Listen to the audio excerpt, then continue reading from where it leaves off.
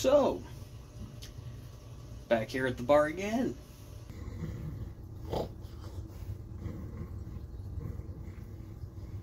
Hey, yo dude, look, I sympathize with you taking a look at a ton of horrible and mediocre games. Every time you come here, I can already tell. But listen, you've been here so many times that you've racked up a bar tab that I don't think the most rich person on the planet could possibly pay for. So either you need to start making some payments, or you need to go drown your mediocre game reviewing sorrow somewhere else. Oh, what? Oh, how's it going, man? Oh, no, yeah, I'm sorry I stopped in again. I'm looking at one of those games again, you know. It's another Cars license game from Disney Pixar. Cars International, released back in 2007 by THQ and released by Disney on the Nintendo Wii and some other consoles. I'm looking at the Wii version, personally. Yeah, it's another piece of mediocre licensed game garbage. Dude, you already took a look at one of these Cars license games on the Game Boy Advance and you thought it was horrible. So why are you taking a look at another one already? I mean, I know it's what was voted on, but come on. There has to be a certain point where you're like, Pixar licensed games are a lost cause.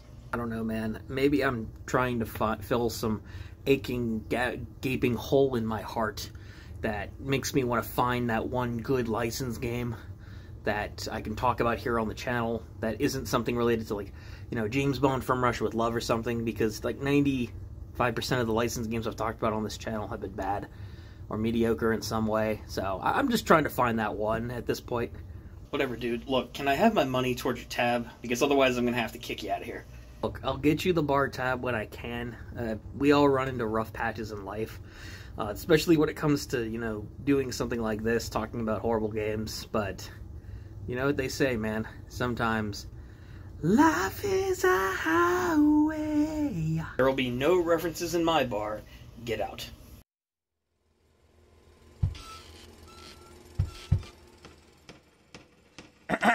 Ladies and gentlecallers, welcome back to Radiator Springs, where, boy, do we got a lot of busy and exciting stuff going on.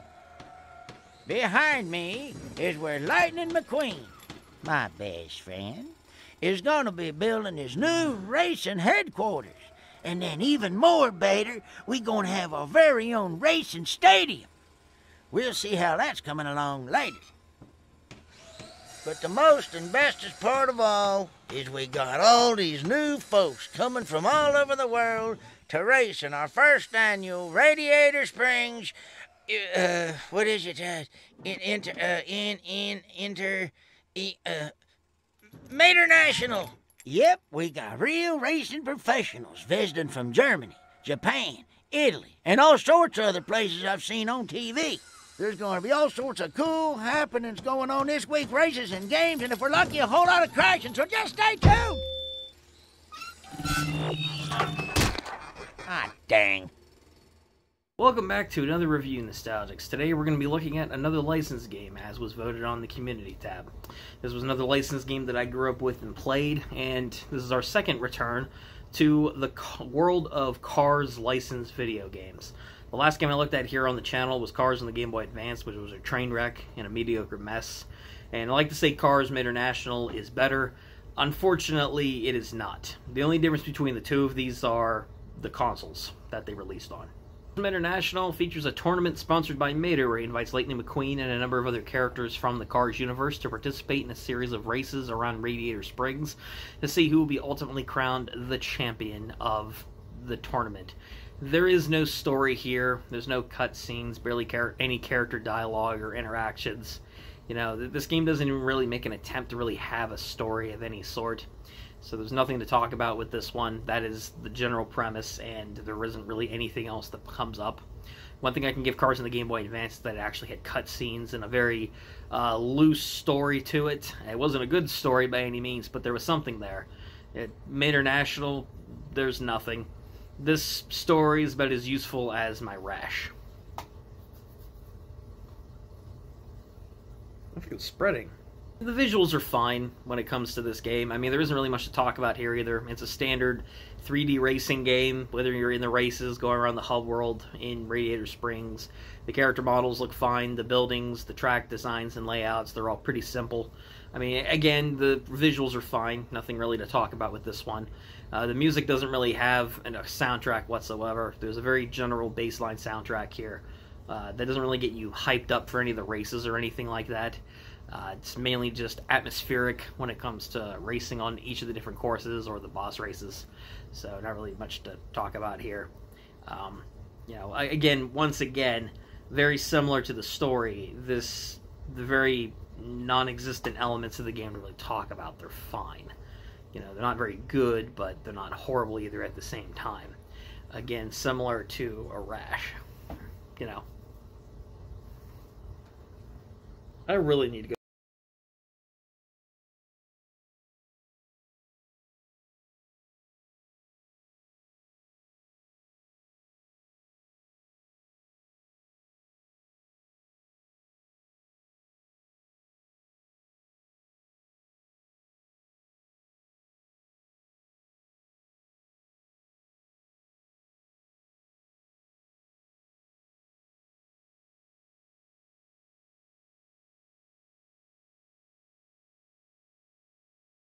Depth reviews that I've done at this point in the video on Game Boy Advance titles of all things, if we're talking Pixar games.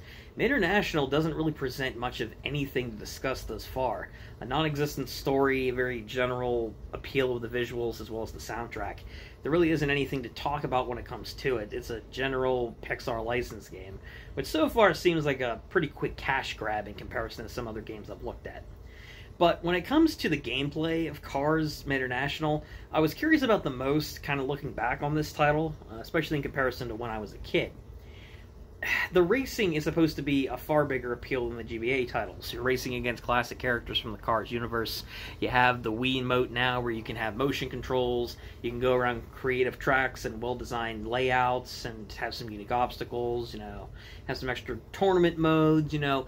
The gameplay in racing would offer a wide variety of things. But I'm here to tell you that the gameplay in International is also pretty bad. Similar to everything else that I've talked about so far in this video. At best, it's very mediocre in terms of the gameplay.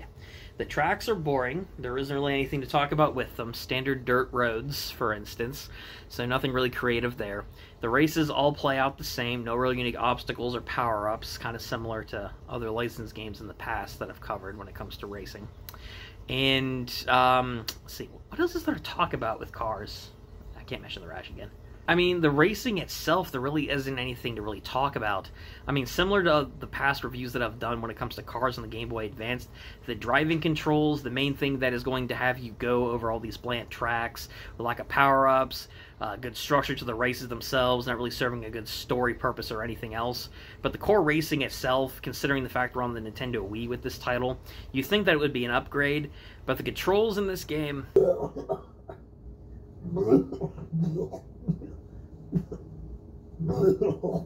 are absolutely dreadful. You will get sick going around every single turn. Lightning McQueen doesn't control that well. It feels like you're sliding a pail of mud across the corner of a field is what it feels like.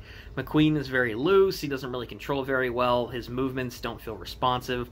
And you're going to mess up a lot of these repetitive and boring, or already boring races on top of just every other issue that I've talked about within International. I was surprised that this game is one of the worst licensed games that I've taken a look at on the channel.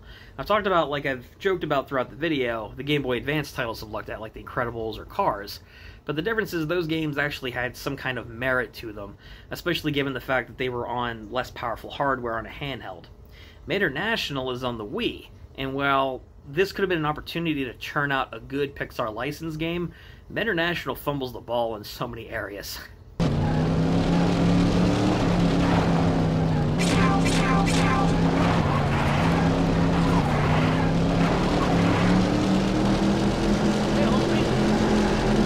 Hey there! Wow, look at that crawl.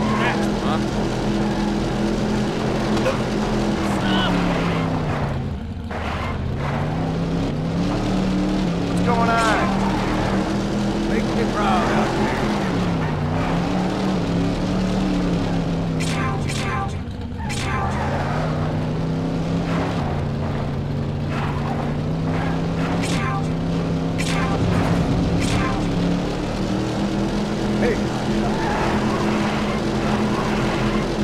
International on the Nintendo Wii is a very mediocre title. There are a lot of things with this game that are just completely non-existent that I cannot talk about.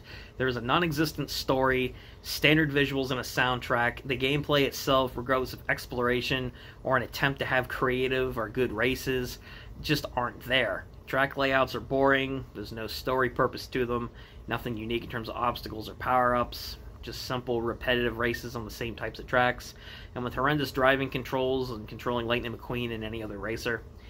This game is just chalked up to another mediocre mess that I cannot really recommend you guys go and play. There are better licensed games out there. We can find them. I promise you. We will find more good licensed games to talk about on this channel. But until then, we're going to have to churn through more trash like this. International, I cannot really recommend to you guys. If you're curious to check it out, if you're a Cars or Pixar fan, feel free. But this game does not really get my recommendation. And that wraps up the review on Cars International on the Nintendo Wii. I really didn't have anything good to say about this one, especially when, again, compared to other games I've talked about here on the channel that have been pretty mediocre. They at least have a few positive attributes to really discuss. International is not one of them. This is a pretty bad racing game and a mediocre at best title. So I was surprised to see that this one didn't really hold up as well as what kid me thought at the time, you know, when I first played this game in 2007, but that just goes to show it does help to take a look back on these titles and fairly judge the quality regardless of what game it is. So, but either way, thank you guys so much for checking out this video. Let me know what you guys think about Cars International in the comment section down below, and the video as a whole in the comments.